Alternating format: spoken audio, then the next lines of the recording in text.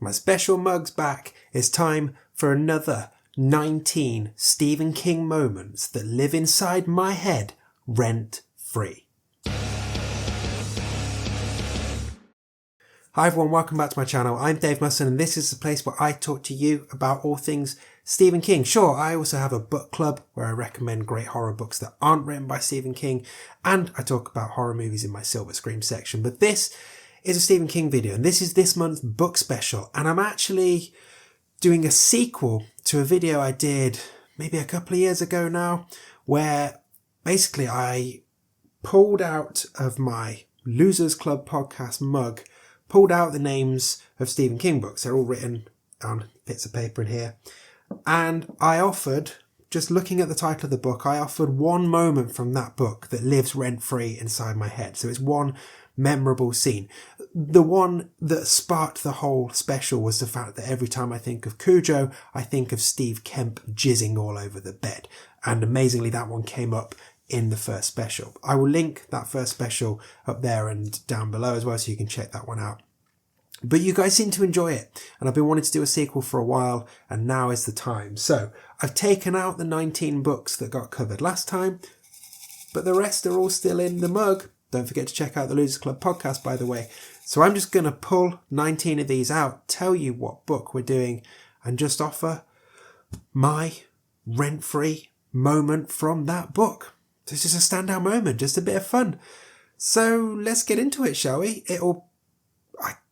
Can I say it's spoiler free? I guess it depends on what the scene is. But what I'll do is, in case there are spoilers, I will link all the books that get picked out in the description, and then you can dodge any if you need to. But yeah, that's it. Let's get going. And let me know if any of these have moments that stand out for you. Let me know those in the comments. Okay, first one. We have Salem's Lot. I mean, there are some great rent-free moments in Salem's Lot. For me, it's probably where we first see Susan Norton as a vampire and she's not leaving any footprints in the snow. I think that is supremely creepy. But it's followed very closely by Barlow killing Mark's parents by just slamming their heads together. The scene between Barlow and Callahan. And also, if I will cheat ever so slightly, but a deleted scene, the original death of Dr. Jimmy Cody, which rather than just, and this is a mild spoiler, rather than him falling down the sort of sawn off stairs and landing on a bunch of knives, he was actually going to be completely taken over by rats, including having a rat run down his throat and just eaten alive by rats. And I do think of that one a lot as well. There we go. Salem's Lot. The Girl Who Loved Tom Gordon. This one for me, it's very much where she faces down the Lord of the Lost at the end and pitches her Walkman at his face like a baseball. And then she kind of has this moment of clarity and just sees that she's thrown her Walkman at a bear and booped him on the nose and really pissed him off.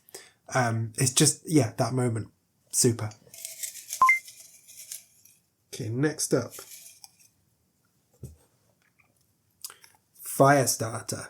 I know which one this one is. This is Pinchot dressed in his wife's underwear, in a trance, shoving his hand down the garbage dispenser and slowly having it chew his arm off until he dies from blood loss. Just, it stuck with me from the very first read, and it's the thing I think about all the time whenever Firestarter gets mentioned. Finders Keepers.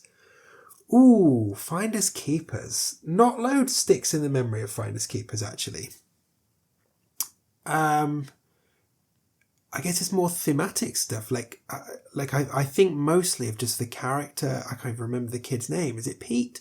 But just how sad he is at his family's situation and how finding the money kind of is like a godsend for him. But I guess if there were one moment that does stand out, it's where the second-hand bookshop guy gets killed. It's such a violent, bloody, gory death. that it's difficult to shake. Okay, we've got a few here.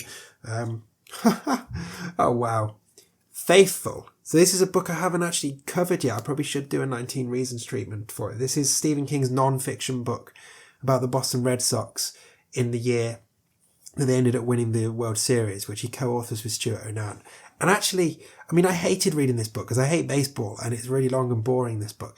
But the bit that sticks out is just realising that I think Stuart Onan was quite entitled when he went to Red Sox games that year, and how he made his own like fishing rod so he could scoop up balls that came near the side of the pitch during practice and just sort of scoop them off the pitch and take them home. Like, that didn't seem like normal behaviour. And I don't know baseball, but like, you surely can't just take the balls that they're practicing with and just put them in your pocket. Like, surely. Okay, number 6. Cycle of the Werewolf. One that I've covered recently on my chronological reread. And the moment is one of the images, and if you're a regular around here, you'll know which one it is. It's that stupid, sexy werewolf butt. Okay, what we got here? Wizard and Glass. Wizard and Glass. I mean, I'm not a fan of this book, even though I acknowledge it is a brilliantly written book. Like, it just doesn't do much for me. It's going to be something to do with Rhea of the Coos. I think it's like that moment where you realise Rhea has been wearing a dead snake for ages.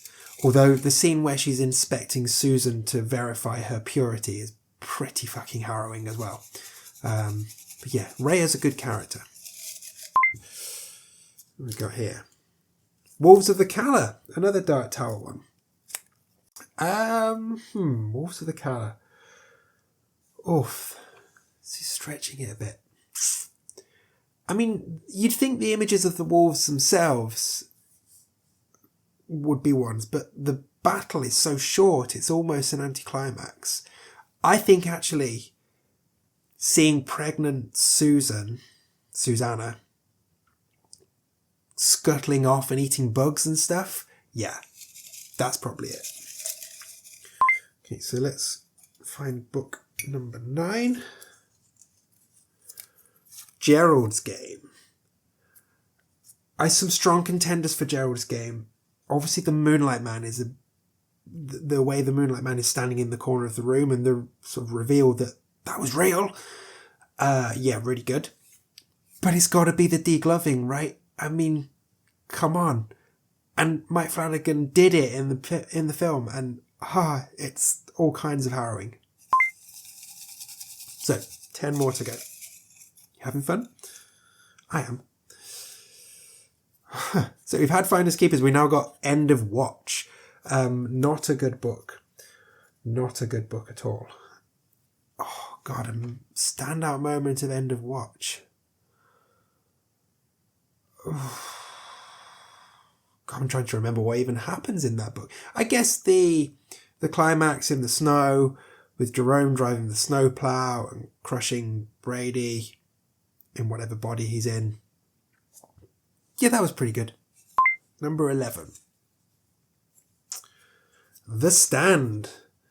Oh, another big, beloved Stephen King book that I'm not a massive fan of. I mean, the Lincoln Tunnel is great. The kid and being trapped by the wolves is great. But for me, it's in the No Great Loss chapter, and it's the little boy who survives the plague and then falls down the well, breaks his leg and just dies a lonely, horrible death down there. Just haunting. And then number 12. Hearts in Atlantis. So I didn't put the short story collections and novella collections in here, but Hearts in Atlantis kind of straddles the line between novella collection and novel. And I probably just wrote it on autopilot as well and hoped I wouldn't pull it out, but I've pulled it out now. Okay, Image in Hearts in Atlantis. There's some great stories in there. Some great writing. I think I can't remember the name now, the 4th story, where the guy's in his car and he just sees all of these trappings of capitalism raining from the sky, like objects. it's really, really powerful image and beautiful writing. So 12 down, 7 to go. What have we got here? The Wastelands. We are getting loads of Dark Tower stuff here. The Wastelands. I mean, I'm tempted to just say when Oi turns up, but it's got to be that scene where they birth Jake back into the world. So we've had this whole time of Eddie like whittling this key, and it all comes into this climactic scene where Susanna and Roland are having to fight this demon. Eddie's trying to open this door, pull Jake back into the world because Jake's mind is all messed up from being killed in one reality and saved in another. Yeah, it's great. And it's just the point of this book where you're like, yeah, this is a swashbuckling adventure and I love it. So number 14. Going back to the start, Carrie. Oof, Carrie. I mean, the blood falling on the dress is kind of the obvious one, right? And it is the one that immediately springs to mind. I'm just trying to think if there's anything else that really stands out for me. I mean, the Rain of Stones at the start is pretty effective. And Carrie just like laying waste to the entire town. Also pretty damn good. But yeah, it's got to be the bucket of blood falling on her. So this is number 15. The Colorado Kid. Ooh, this is tough because I love the story, but it's not like full of big moments.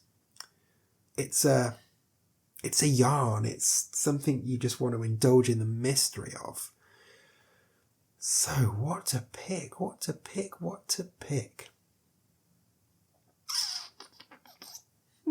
I mean, really tough. I guess the moment where the young kids who are jogging on the beach discover the Colorado Kid's body, that's probably the biggest boom moment of it all. And I suppose actually getting to the end of the story and realising that the two old timers have sort of done a rite of passage with their young trainee, and that she's probably going to stick around for a bit, and they're comfortable sort of handing the reins over to her. What we got now? The Dark Tower. We are fully in Midworld in this. I mean, there's lots of moments in the Dark Tower. The demise of Flag, Mordred's birth and ultimate death, the battle with the Crimson King, the sort of Eddie meeting Jake and Susanna in... Susanna meeting Jake and Eddie in an alternative version of Central Park, and the ending itself. But for me, it's Oi dying. It's Oi sacrificing himself to let Roland live. And it's just, let's move on because it's sad. Oh, The Dead Zone, my all-time favourite Stephen King book. I kind of distill it down to one scene. I mean, so many iconic moments, but it has to be the point when I first read this book when I was like, okay, I'm thoroughly disturbed but fully in, and that's Greg Stilson kicking that dog to death in Iowa. Just terrible. So 2 more to go. Never Flinch, King's latest book. This is a test of whether I can remember anything from that book besides the obsessive descriptions of how large Sister Bessie was, particularly the scene where she's undressing and they make comments about how large her underwear is. Can I remember anything else? Actually, yes. The first murder that we see on the sort of the disused railway, the jogger, the runner who is out with her dog and is just targeted at random and just left there to die next to her dog. That was the coldness of the kill really made me think, okay, we've got an interesting villain here. So, 18 down, one more to go at least for this edition of the Rent-Free special. And it is Billy Summers, a somewhat underrated novel from a few years ago.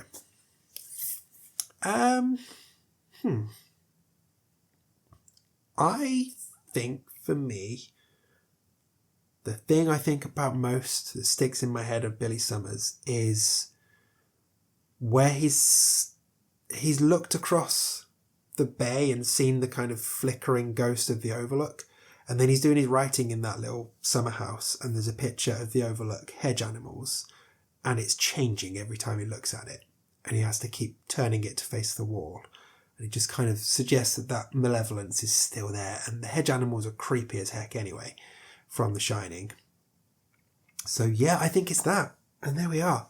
19 more from the magic mug of Rent-Free Moments. Done. So there we go. I hope you enjoyed that special. 19 more Rent-Free Moments that are just there inside my old noggin. But look, the cup's still got lots more in. So we'll do another of these specials in 2026. Yeah? Cool. Sounds good. Okay, if you've made it this far, I'm going to throw a few quick plugs at you. Everything I want to plug is linked below. But those things specifically are my collection of short stories, Once More Around the Sun, my Stephen King trivia book full of potential rent-free moments, my range of Stephen King themed band t-shirts, and the fact that you can become a member of this channel, a constant viewer. You can support me directly, get exclusive content, early access to regular content, and all of that kind of stuff. None of that works for you, no worries. Just watching these videos is absolutely awesome. Subscribe if you haven't done so already. I've just passed 10,000 subscribers, which is unbelievable, and I'm so grateful. But hey, why stop at 10,000? And if you're already subscribed, tell a friend. Tell them to join the 10K club as well. But otherwise, thank you for watching. See you next month for another book special. See you next week for whatever else I've got on my schedule. We're getting close to the holidays now, so it's all ramping up. We're all gearing towards the end of the year. Thank you for sticking with me. Much love. See you soon. Bye-bye.